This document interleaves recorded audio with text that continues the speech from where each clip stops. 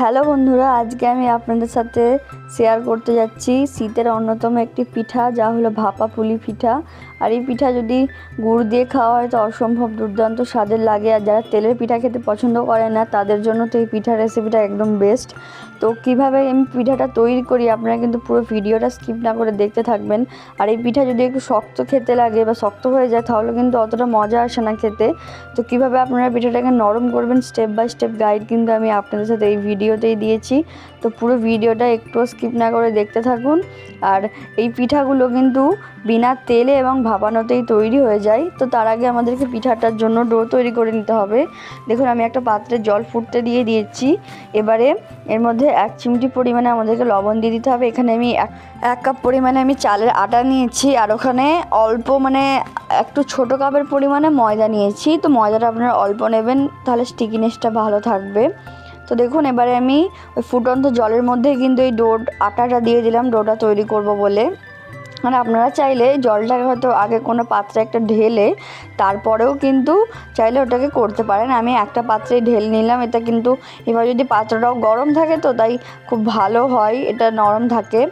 তো দেখুন এবারে হচ্ছে যে আবারও আমি একটা পাত্রে নামিয়ে নিয়েছি ডোটাকে। এবারে হাতে করে জল দিয়ে হালকা হালকা করে আমাদেরকে এটাকে হচ্ছে যে একটা ডোয়ের আঁকা দিতে হবে, মানে ছানতে হবে হালকা হালকা করে। আর এই চালের আটার আপনারা যে কোনো পিঠাই তৈরি করতে যান না কেন আপনাদের মেন সমস্যা হবে চালের আটাটা কিন্তু নরম থাকে না। তো এর প্রধান কারণটাই হলো যে আপনারা ঠিক করে ডোটা তৈরি করতে পারেন না। এতে কিন্তু ফুটন্ত জল ব্যবহার করতে হবে, আর ডোটা কিন্তু বেশিক্ষণ বাইরে রাখা যাবে না, রাখলেই কিন্তু দেখবেন ঠান্ডা হয়ে শক্ত হয়ে গেছে ডোটা। এবারে দেখুন আমি হাতে করে একটু হালকা হালকা জল দিয়ে ছেনে এরকম নরম একটা সফট ডোয়েতে আমি তৈরি করে নিচ্ছি। আর যদি আপনারা ঠিক করে এটাকে একটু হাতে করে ছানতে পারেন দেখবেন খুবই সফট হয়ে যাবে ডোটা। তো ততক্ষণে আমরা নারকেলের পুরটা তৈরি করে নিই। দেখুন এবারে আমি একটা কড়াইতে নারকেল কোড়া দিয়ে দিলাম, আর তার মধ্যে এখানে 2টো এলাচ আমি মুখটা ভেঙে দিয়ে দিলাম। নারকেল কোড়াটা কিন্তু আপনারা কীভাবে কোনো কুড়নি ছাড়াই এত সুন্দরভাবে নারকেলটা করতে পারবেন তার ভিডিও কিন্তু আমার চ্যানেলে আছে, আমি ডেসক্রিপশানে লিঙ্ক দিয়ে দেবো, অবশ্যই আপনারা গিয়ে দেখে আসতে পারেন। তো দেখুন এরপরে আমি এর মধ্যে 1 কাপ পরিমাণে চিনি দিয়েছি, 1 কাপের একটু কম পরিমাণে চিনি দিয়ে দিলাম। চিনি আমি একটু অল্প দিচ্ছি কারণ এর মধ্যে আমি আরেকটা ইনগ্রিডিয়েন্টস দেবো, যার জন্য এর গন্ধটা এবং স্বাদটা কয়েক গুণা বেড়ে যাবে। আর এই নারকেল কুড়াটা দেখতেই পাচ্ছেন আপনারা কত মিহি হয়েছে। এটা কিন্তু আমি কোনো ধরনের কুড়ুনি ছাড়াই নারকেলটা কুড়েছি। তো দেখুন এরপরে আমি এর মধ্যে আমাদের প্রধান উপকরণ গুড়টা দিয়ে দিলাম। 1 চামচ পরিমাণে আমি গুড় দিয়ে দিচ্ছি। গুড় দিলে যে এর স্বাদটা এত অসম্ভব সুন্দর হয়ে যায় আপনারা না খেয়ে টেস্ট করলে বুঝতেই পারবেন না। দেখুন গুড় দিয়ে এবারে খুব ভালোভাবে গুড়টাকে একটু মেল্ট হয়ে যাওয়ার পরে মাখিয়ে নিয়ে এবার আমাদের পুরটা রেডি। এবার শেপ দেওয়াটা আপনাদেরকে আমি দেখিয়ে দিই। প্রথমে দেখুন একটা ডোকে আপনারা কেটে নেবেন এইভাবে। ডোটাকে কেটে নেওয়ার পর এভাবে দেখুন হাতের সাহায্যে ডোটাকে একটু ছড়িয়ে নেবেন। চালের আটা দিয়ে কাজটা করবেন তাহলে কিন্তু ভালো হবে। এরপর পুর নিয়ে নেবেন, অল্প পরিমাণে পুর দেবেন। এবার দেখুন সাইজটা যদি আপনারা চান আরেকটু ছোট করতে পারেন, আমি একটু বড় সাইজটা করেছি যেহেতু সময় হাতে কম থাকলে যদি আপনারা চান তো একটু বড় সাইজেরও করে নিতে পারেন। দেখুন এবারে আমি দুটো পুরটা দিয়ে মুখটা লক করে দিলাম, মুখটা লক করে দিয়ে হাতে করেই জাস্ট এভাবে করে দিলেই কিন্তু রেডি। দেখুন আপনাদের সুবিধার জন্য আমি আরেকবার আপনাদেরকে দিয়ে দেখিয়ে দিচ্ছি কিভাবে হচ্ছে যে আপনারা শেপটা দেবেন। দেখুন একটা ডো কেটে নেবেন লেচির মতো ছোট, এরপরে ডোটাকে একটু ছড়িয়ে নেবেন, হালকা একটু গোল শেপ দিয়ে নেবেন যাতে পুরটা ওর মধ্যে আপনারা রাখতে পারেন। দেখুন দিয়ে নিলাম আমি। এই সময় কিন্তু আমি হাতে চালের আটা ছড়িয়ে নিচ্ছিলাম। তো এরপর দেখুন আমি এর মধ্যে অল্প পরিমাণে নারকেলের পুর দিয়ে দিলাম। পুরটা দেওয়ার পর এবারে দুদিক থেকে পুরটা লক করে দেবো আমরা হাতের সাহায্যে। পুরটাকে দেখুন যেই লক করে দিলাম এইটা কিন্তু দেখতে অতটা ভালো লাগছে না, তাই 2 হাতে করে একটু জাস্ট আপনারা একটু ফেলিয়ে নেবেন, তাহলে কিন্তু আপনাদের শেপটা রেডি হয়ে যাবে।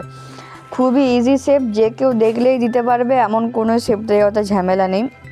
তো দেখুন আমার কিন্তু একে একে সব পিঠাগুলো আমি রেডি করে নিয়েছি। আর এই পিঠাগুলো যদি আপনারা ঠিকঠাকভাবে সাজিয়ে পরিবেশন করতে পারেন দেখতে কিন্তু দুর্দান্ত লাগে পিঠাগুলো। তো দেখুন একে একে আমি সাজিয়ে নিচ্ছি এবারে পিঠাগুলো। দেখুন পিঠাগুলো এখনই দেখতে কতটা সুন্দর লাগছে, এখনও কিন্তু আমি ভাপাইনি, এখনই দেখে কিন্তু খেতে মন যাচ্ছে। তো এবারে আমাদেরকে এটাকে ভাপাতে হবে। এর ভাপানোর কিন্তু একটা আলাদা প্রসেস আছে, তো আপনাদেরকে আমি সবটাই বলবো ভিডিওতে। দেখুন এটা কিন্তু তৈরি করার পর বেশিক্ষণ রেখে দিলে হবে না, ভাপাতে বসিয়ে দিতে হবে তাড়াতাড়ি।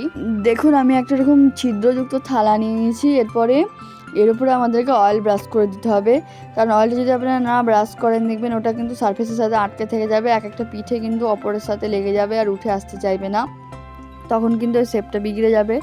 তো দেখুন এবারে আমি অয়েলটা ব্রাশ করে দেওয়ার পর এবারে একে একে পিঠাগুলো এর মধ্যে রেখে দিচ্ছি। আর একেবারে চাইলে আপনারা যেহেতু ছোটো ছোটো পিঠা একেবারে অনেকগুলো দিয়ে দিতে পারেন, তাহলে কিন্তু সময়টাও একটু আপনাদের কম লাগবে। দেখুন এবারে একে একে আমি সবগুলো দিয়ে দিচ্ছি। আর এই সময় কিন্তু আপনারা এর আগে থেকে জলটাকে কিন্তু ফুটতে বসিয়ে দেবেন, মানে জলটা ফুটতে থাকে তার মধ্যেই কিন্তু আপনারা এখানে প্যানেতে এই ছিদ্রযুক্ত থালাতে আপনারা পিঠাগুলো সাজাতে শুরু করে দেবেন, তাহলে কিন্তু হয়ে যাবে।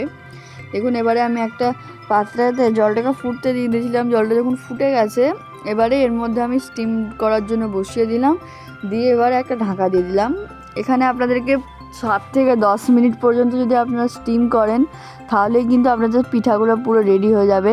তো আপনাদেরকে এবারে আমি পিঠাগুলোর কাছ থেকে লুকটা দেখাচ্ছি। দেখুন কতটা পরিমাণে সফট এবং নরম হয়েছে, এবং এর ভেতরে পুরটা শুধু আপনারা দেখুন কতটা পরিমাণে জুসি লাগছে পুরটা। এই পিঠা যদি আপনারা যে কাউকে বানিয়ে খাওয়ান অবশ্যই সে মুগ্ধ হয়ে যাবে। আর খেজুর গুড় দিয়ে খেতে তো এই পিঠাকে দুর্দান্ত স্বাদের লাগে। আর আমি এটা একটু দেখতে সুন্দর হওয়ার জন্য মাঝখানে ওই ফুলটা তৈরি করে দিয়েছিলাম। যদি আপনারা চান তো আমি ওই ফুলের রেসিপিটাও আপনাদের সাথে খুব তাড়াতাড়ি শেয়ার করব। ওইটাও কিন্তু একটা খুবই ইউনিক দেখতে পিঠাটা। দেখুন আমি আপনাদেরকে ক্লোজ থেকে দেখিয়ে দিচ্ছি। আর এরকম নিত্য নতুন ভিডিও পেতে কিন্তু অবশ্যই আমার চ্যানেলটাকে সাবস্ক্রাইব করে পাশে থাকবেন, আর বেল আইকনটা প্রেস করে দেবেন এরকম নিত্য নতুন রেসিপি পাওয়ার জন্য। আর কমেন্টে জানাবেন যে আপনাদের অঞ্চলে এই পিঠা কী নামে পরিচিত। ভিডিওটা দেখার জন্য ধন্যবাদ।